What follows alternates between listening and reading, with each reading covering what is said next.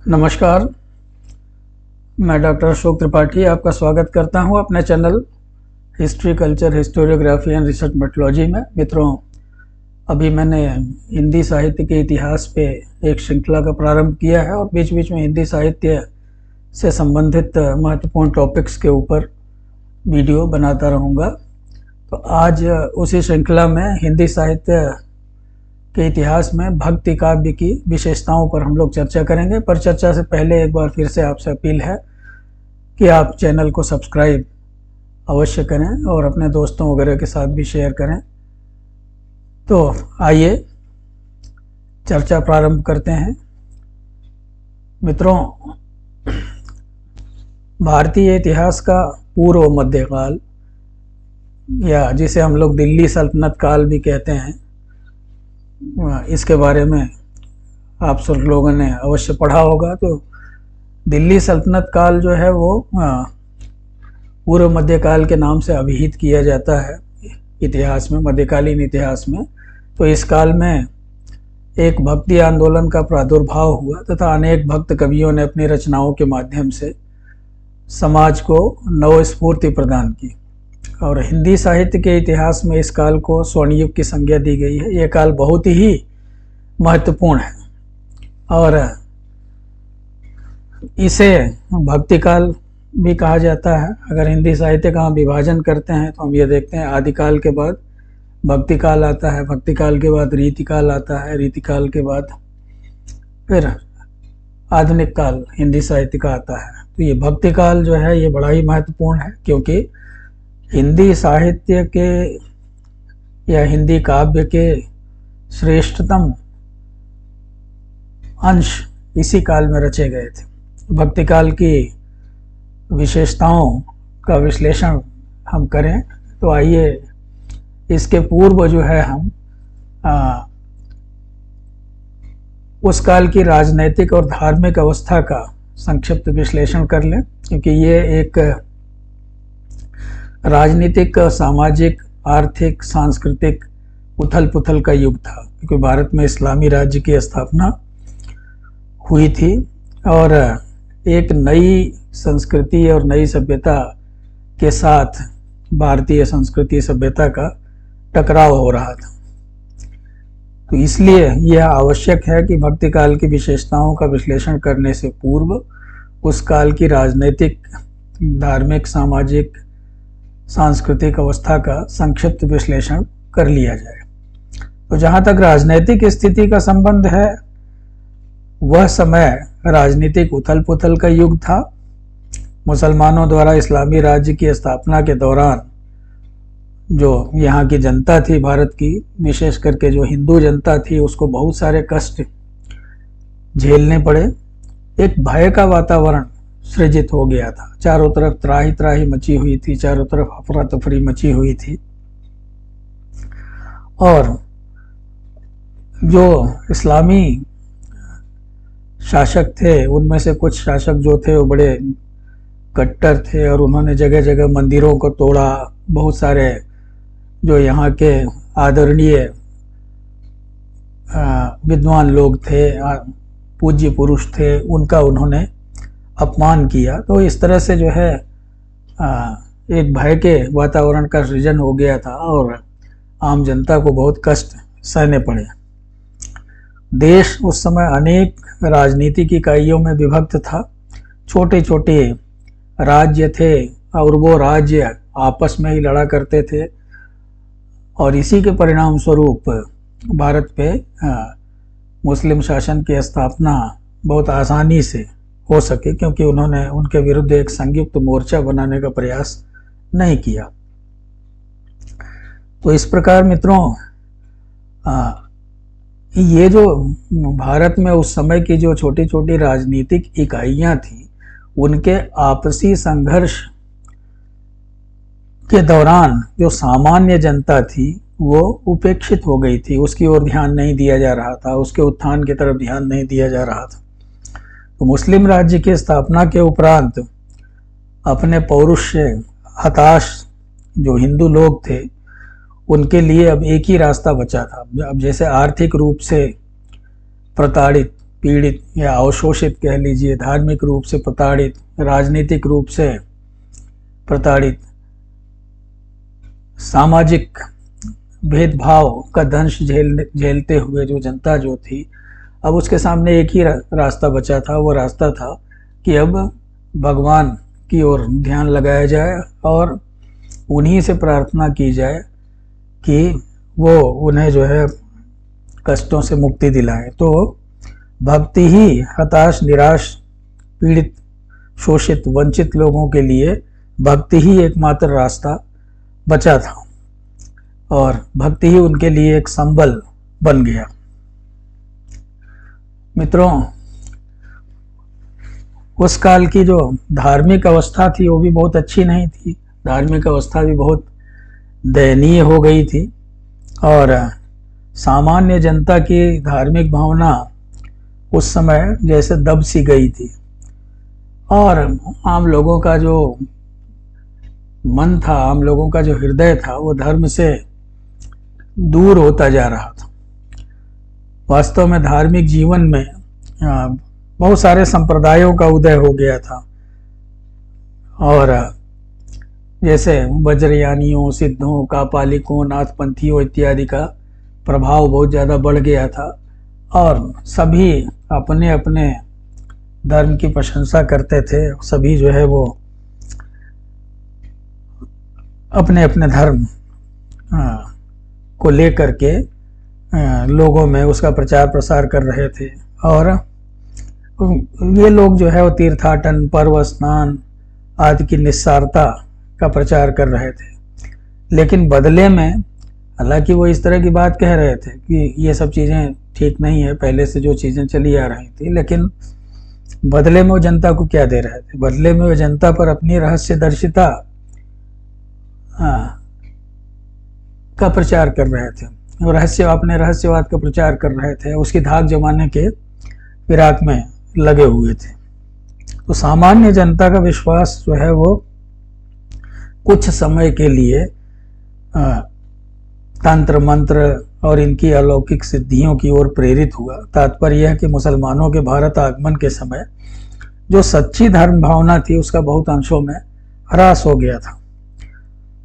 हालांकि जो समाज का एक बहुत छोटा सा तबका जो पढ़ा लिखा था, जो विद्वान वर्ग था, उसके ऊपर इतना ज़्यादा प्रभाव नहीं पड़ा था इन योगियों इत्यादि का, लेकिन वो भी जो है वो लगभग निष्क्रिय से ही थे और आम जनता के साथ जो है उनका एकाकार नहीं हो पा रहा था।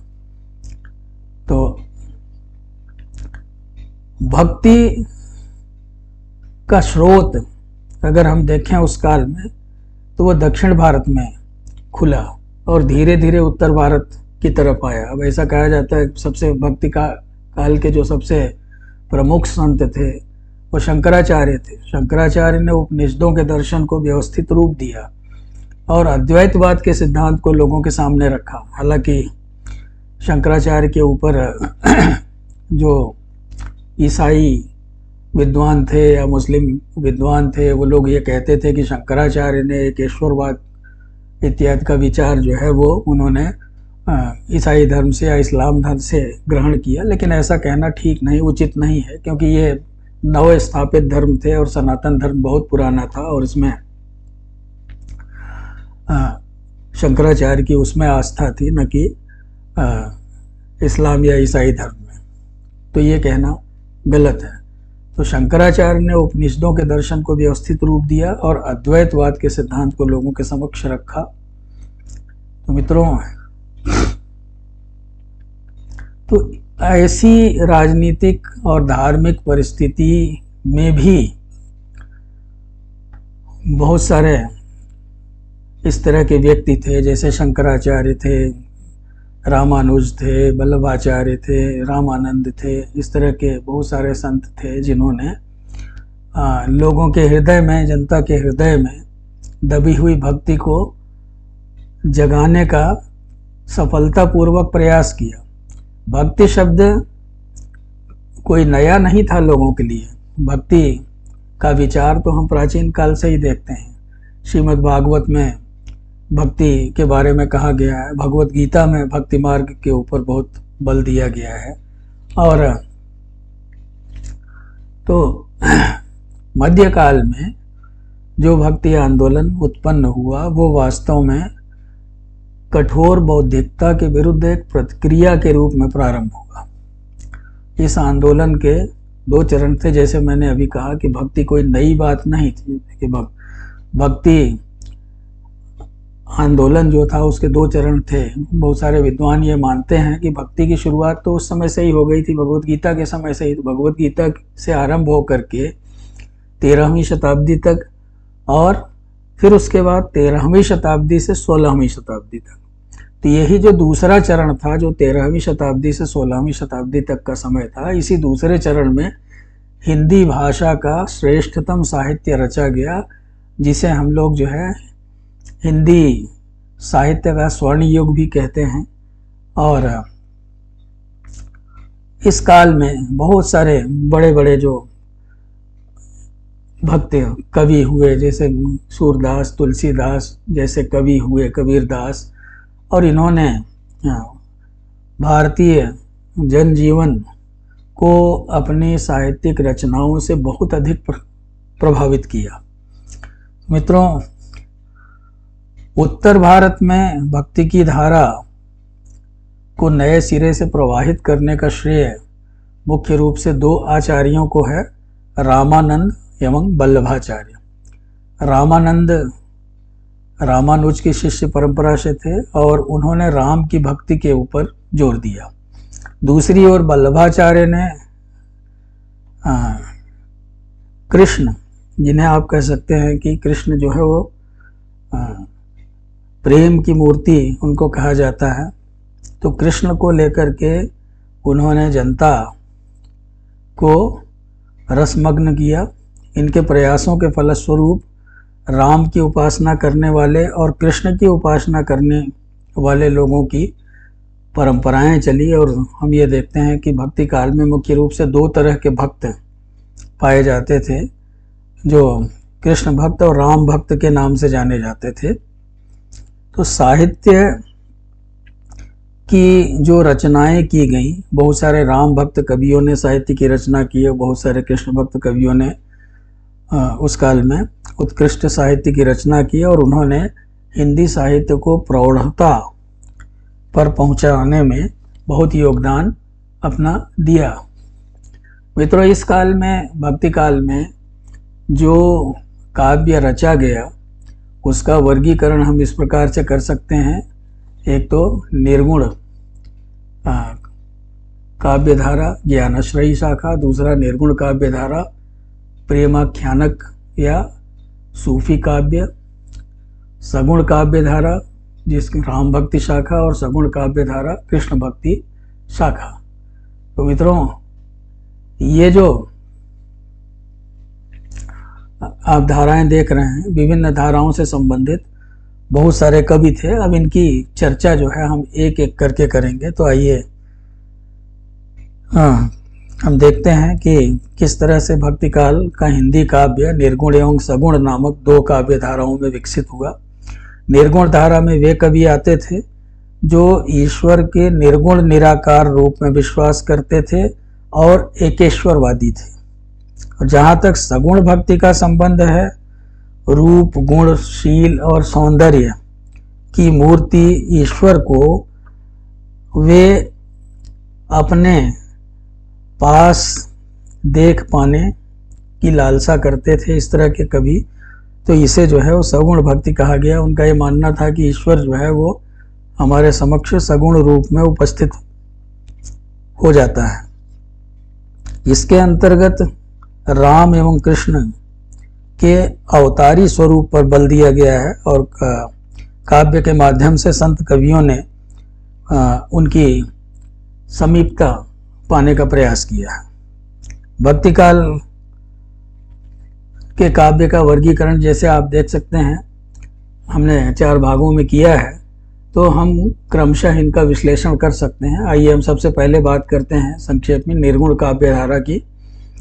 निर्गुण काव्य धारा की ज्ञानाश्रयी शाखा के जो प्रमुख कवि थे वो कबीर, धर्मदास, गुरु नानक, दादू, सुंदरदास, रैदास, मलूकदास तथा अक्षर अनन्य आदि थे। इन कवियों ने पाखंड, आडंबर आदि का विरोध किया तथा दार्शनिक मतवाद एवं भेदाभेद के प्रपंच से वे सर्वथा मुक्त रहे।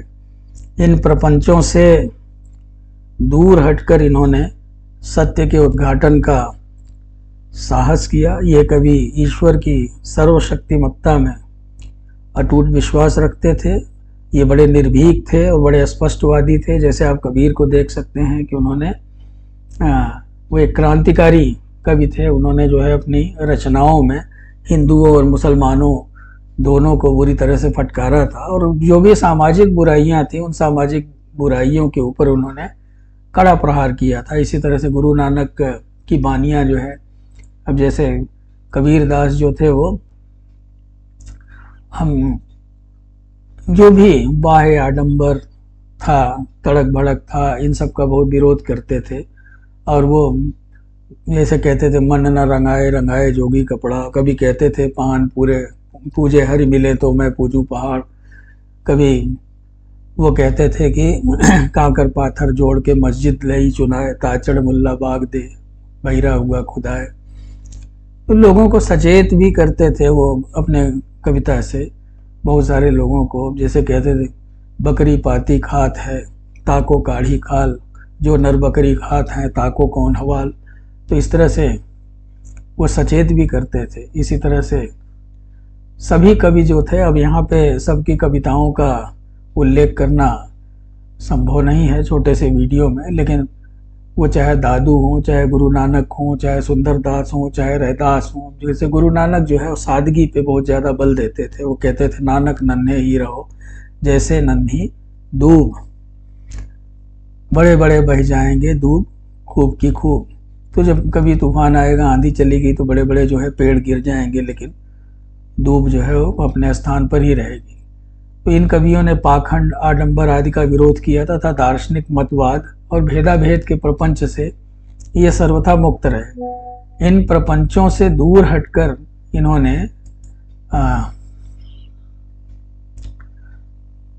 सत्य के उद्घाटन का साहस किया। ये कवि ईश्वर को सर्वशक्तिमान मानते थे और उसमें अटूट विश्वास रखते थे। ये निर्भीक थे, स्पष्टवादी थे। इन्होंने काव्य शास्त्र का अध्ययन नहीं किया था, फिर भी जन भाषा में रची गई इनकी कविताएं अत्यंत लोकप्रिय हुई। इनकी रचनाओं को काव्यहीन नहीं कहा जा सकता। इन कवियों के बाद इनके नाम पर इनके शिष्यों ने पंथ भी चलाए, जबकि इन्होंने जीवन भर पंथ इत्यादि का खंडन किया था। तो इन कवियों में खास करके कबीर ने अपने युग में एक व्यापक वैचारिक क्रांति को जन्म दिया तथा हिंदू मुसलमानों में एकता स्थापित करने का प्रयास किया था। मित्रों, आइए हम प्रेम मार्गी सूफी काव्य की बातचीत करें, यानी निर्गुण काव्य धारा की बातचीत करें, जिसमें सूफी शाखा थी जो उसकी। तो अब इस शाखा के सब कवियों ने कल्पित कहानियों के द्वारा प्रेम मार्ग के महत्व को दर्शाने का प्रयास किया है। अधिकतर कहानियों का आधार भारत में प्रचलित प्रेम कहानियां हुआ करती थी और कुछ काल्पनिक भी थी।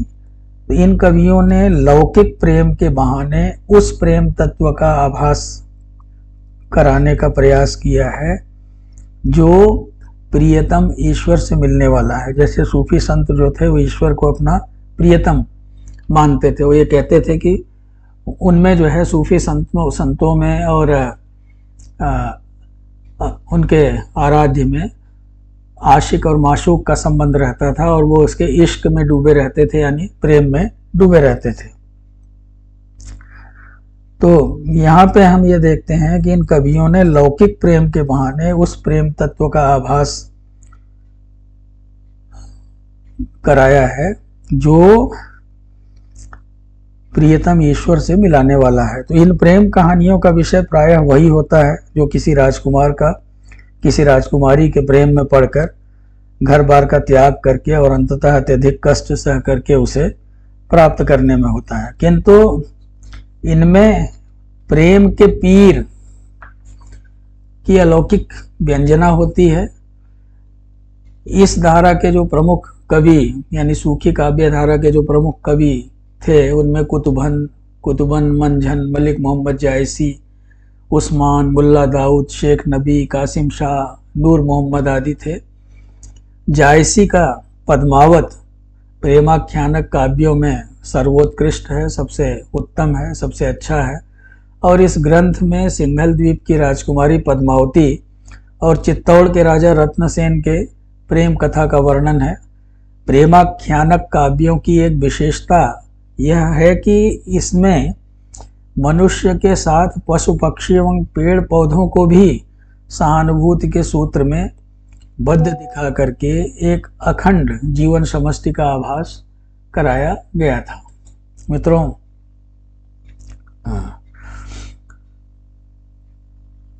तो यह विशेषता जो थी वो हिंदू प्रेम कहानियों की एक खास विशेषता थी, जिसे सूफी कवियों ने प्रेरणा के रूप में, प्रेरणा स्रोत के रूप में प्राप्त किया था।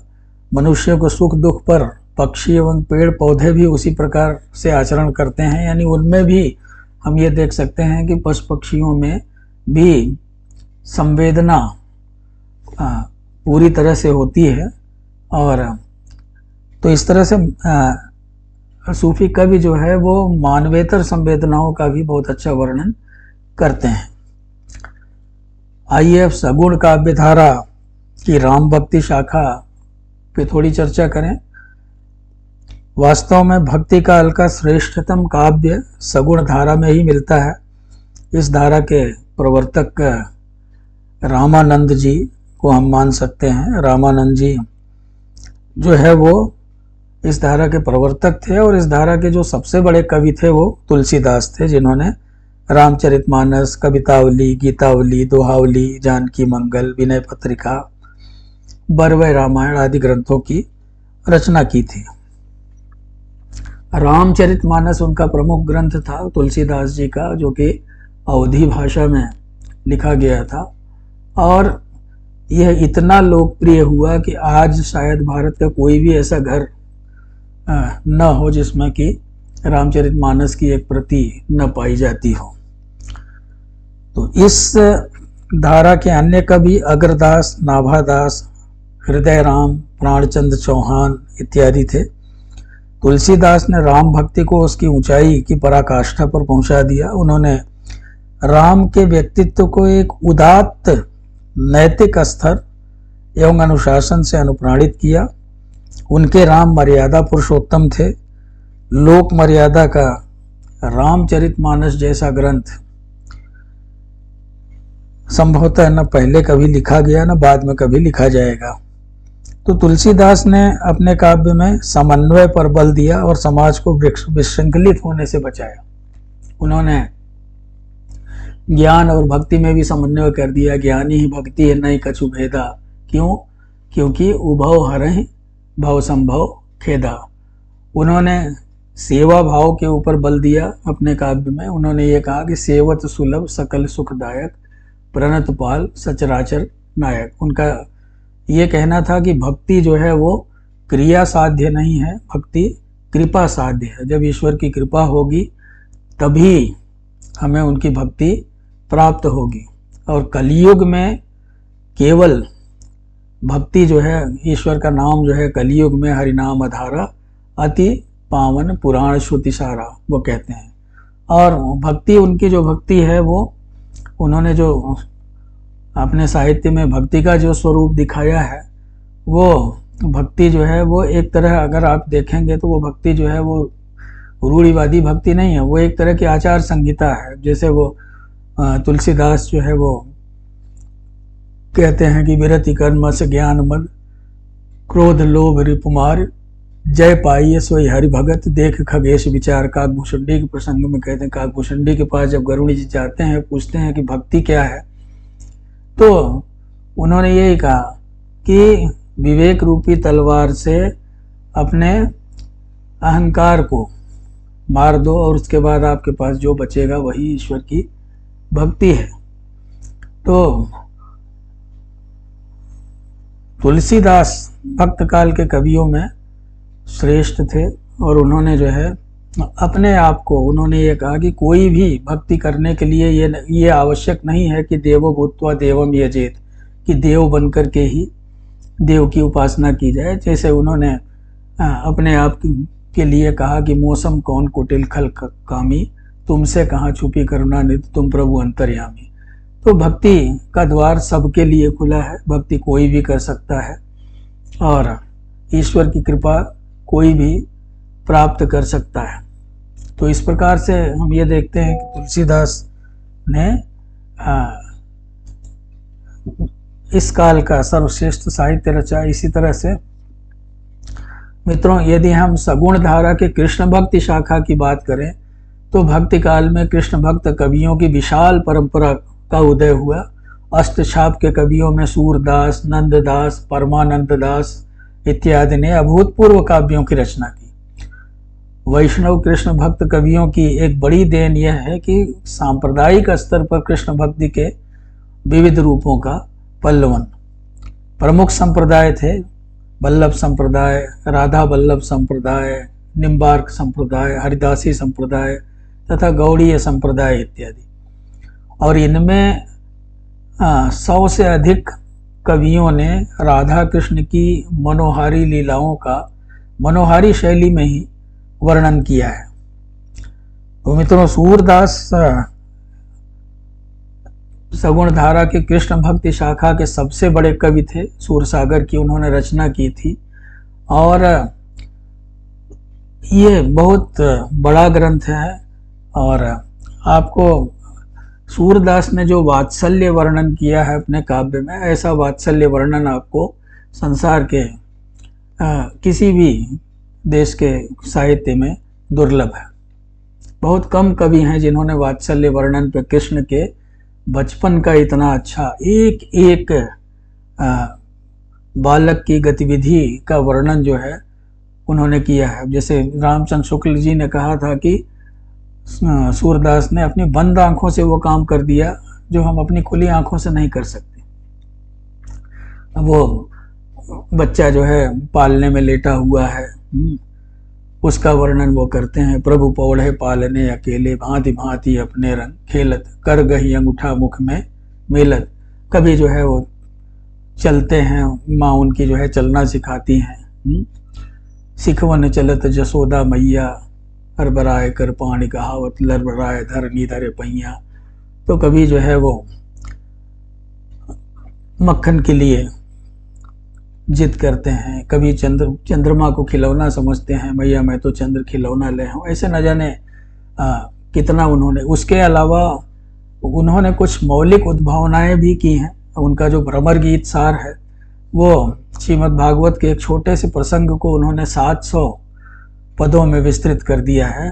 और शायद विप्रलंब श्रृंगार का इतना अच्छा वर्णन हमें और कहीं नहीं दिखाई देता कि किस प्रकार जब कृष्ण जो है वो गोकुल से मथुरा चले गए और उसके बाद गोपियाँ उनके विरह में डूबी रहती हैं। फिर कृष्ण जो है प्रेम का अर्थ समझाने के लिए उद्धव को भेजते हैं गोकुल में। वहाँ वो आते हैं तो किस तरह से जो गोपियाँ थीं उन्होंने तरह तरह से उद्धव को उलाहना दिया। उद्धव मन नाही 10-20, एक हो तो सो गयो श्याम संग को और आधे ईस। कभी जो है उन्होंने पिए बिन सापिन कारी रात, कभी मधुवन तुम कत रहत हरे, विरह वियोग श्याम सुंदर के ठाड़े क्यों न जड़े, 19 दिन वर्षत नयन हमारे, सदा रहत पावसिर तो हम पे जबते श्याम सुधारे। न जाने कितने पद हैं जिनको पढ़ के कोई भी भक्त हृदय, कोई भी सहृदय व्यक्ति भाव विभोर हो उठता है। मित्रों,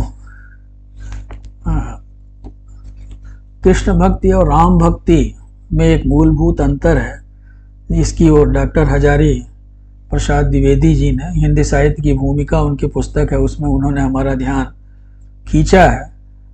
और वो श्रीमद् भागवत के आधार पर राम भक्ति और कृष्ण भक्ति में मूलभूत अंतर बताते हुए कहते हैं कि राम भक्ति जो थी वो वैधी भक्ति थी और कृष्ण भक्ति को रागानुगा भक्ति कहा जाता है। तो वैधी भक्ति में उन्माद अथवा भाव प्रवणता को स्थान नहीं दिया गया है और भक्त को अपने कर्तव्यों के प्रति सचेत रहना पड़ता है। जबकि रागानुगा भक्ति में असीम भाव प्रवणता का प्राधान्य रहता है। वैधि भक्ति जो है वो एक मर्यादा में चलती है, और जैसे तुलसीदास जो थे वो हम कह सकते हैं कि वो वैधि भक्ति से संबंधित कवि थे। लेकिन जो रागानुगा भक्ति है वो एक बाढ़ के समान है, जो कि किनारों का बंधन नहीं मानती और अपने प्रेम में जो है वो सब कुछ बहा ले जाती है। मित्रों, जहाँ तक काव्य शिल्प का प्रश्न है, भक्त कवियों का शिल्प विधान, जैसे हमने पहले ही कहा कि भक्त काल के कवि जो थे वो बहुत ज़्यादा पढ़े लिखे नहीं थे, लेकिन उन्होंने जो काव्य रचा उसको किसी शिल्प की आवश्यकता नहीं थी। रीतिकाल के कवियों से अगर उनकी तुलना की जाए तो रीतकाल के कवियों की भांति जो है यहाँ पे हमें छंद अलंकार आदि पर विशेष ध्यान नहीं दिया जाता, न तो काव्य शास्त्र वगैरह का उन्होंने अध्ययन किया। लेकिन इन कवियों ने जो साहित्य हमारे समक्ष प्रस्तुत किया वह अत्यंत समृद्ध है। तुलसी और सूर के काव्य में अप्रस्तुत विधान का सौंदर्य पूरे निखार पर है। इस काल के काव्य में संगीत का सम्मिश्रण आकर्षक रूप से हुआ है। इस काल के जो कवि थे वो चाहे सूरदास हों, चाहे तुलसीदास हों, चाहे दादू दयाल हों, चाहे गुरु नानक हों, इन्होंने जो रचनाएं की उनमें संगीत का सम्मिश्रण बहुत आकर्षक रूप में हुआ है और उसको लोग बड़े प्रेम से गाते हैं, आज भी गाते हैं बहुत प्रेम से, और उसका आनंद, उस साहित्य का आनंद दुगुणित हो जाता है। तो कुल मिलाकर के भक्ति काल का जो काव्य था वो बहुत ही समृद्ध रहा है। भक्ति काल में कुछ फुटकर कवि भी थे, जैसे छीहल, लालच दास, कृपाराम, नरोत्तम दास, बीरबल, टोडरमल, गंग, मनोहर, केशव, रहीम, सेनापति इत्यादि। और इनकी रचनाएं हम पढ़ते रहते हैं, खास करके नरोत्तम दास जी। अब यहाँ सबका तो उदाहरण देना संभव नहीं है छोटे से वीडियो में। अब नरोत्तम दास का जो प्रसिद्ध पद है वो आपने जो है वो पढ़ा ही होगा। शीश पगा न झगा तन में, नहीं जानी को आही बसे के ही ग्रामा, धोती फटी सी लेती दुपट्टी और उपाय उपानव को नहीं चामा, द्वार खड़े दुज दुर्बल एक, रहे चकिसो वसुधा अभिरामा, पूछत दीन दयाल को धाम, बतावत आपन नाम सुदामा, ऐसे बेहाल बेवाइन सो पग, कंटक जाल लगे पुनि जोए, हाय महादुख पाए सके तुम आए, तैन कितय दिन खोए, देखी सुदामा की दीन दशा, करुणा करके करुणा निधि रोए, पानी परात को हाथ छियो नहीं, नयनन के जल सो पग धोए। तो इस प्रकार के भाव हमें देखने को मिलते हैं यहाँ। इसी तरह से बहुत सारे जो इस काल के जो फुटकल कवि थे उन्होंने उत्कृष्ट रचनाएं हमारे सामने प्रस्तुत की। तो कुल मिलाकर के अगर भक्ति काल को हिंदी साहित्य का स्वर्ण युग कहा जाता है तो इसमें कोई दो राय नहीं है। निश्चित रूप से हिंदी साहित्य का जो सर्वोत्तम है वो इसी काल में रचा गया। तो मित्रों, अगर आपको ये वीडियो अच्छा लगा हो तो आप मेरे चैनल को सब्सक्राइब अवश्य करें और वीडियो को लाइक करें, अपने कमेंट्स वगैरह भी दें, बेल आइकन को भी हिट करें, जिससे आपको जो नई नई वीडियोस हैं उनके बारे में जानकारी प्राप्त होती रहे। बहुत बहुत धन्यवाद। नमस्कार।